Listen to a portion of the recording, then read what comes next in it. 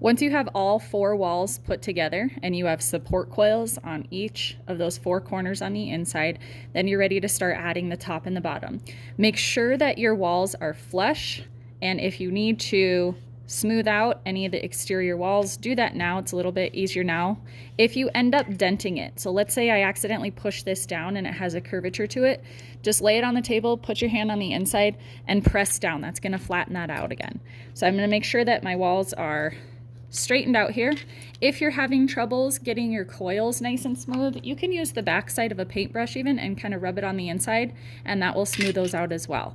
We want to make sure that this top is flush and flat, so when I add my next slab onto it, it's ready to go.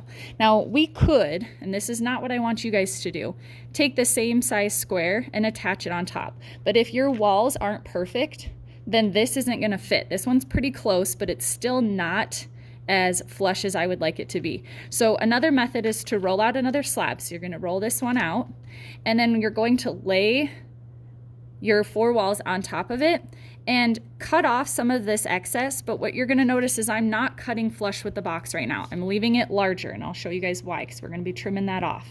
So I cut off a little bit so it's not so much of a large slab to work with. And then I'm going to just very lightly trace the outside so I know where to score and slip. And I'm going to score this.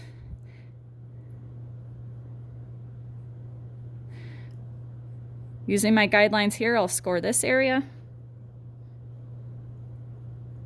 And I'm going to apply slip. Don't worry if it oozes out.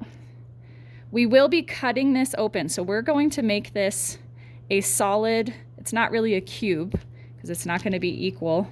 It's going to be more of a rectangular prism, but we're just going to make this form that's hollow before we cut off the lid. So you will have access to clean this up a little bit more. So then I just wiggle it until it's sturdy. Okay, and then to make this flush,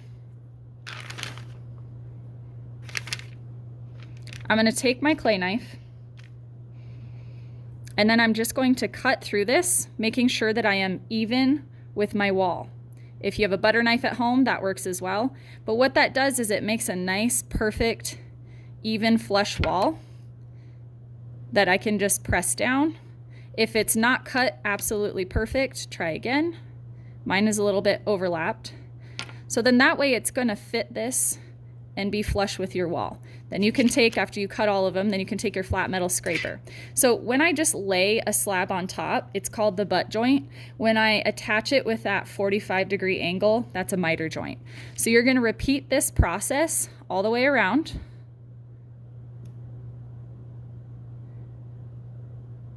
Again, you can do this with a clay knife in class, or you can do it with a butter knife at home. And when you set this down, try not to, angle it and hit it on the table, because we want to keep these as sharp as possible as we're working. So if you notice, I'm not setting it down on the table when I'm cutting this.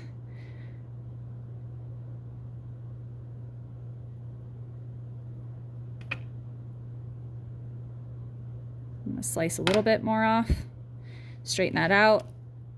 If it's not a lot, like if it overlaps a tiny bit, don't try to cut it off. Use that flat metal scraper. I do my 4th.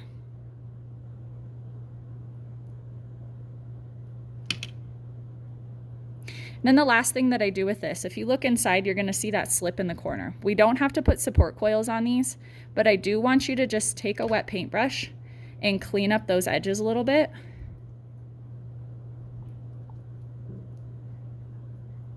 We won't be able to do the other side until we cut open the lid. I'm going to finish up the top, so you repeat the same process. The same way I added this slab on, I'm going to repeat and do the same thing here. And then the next video will show you how to cut your lid.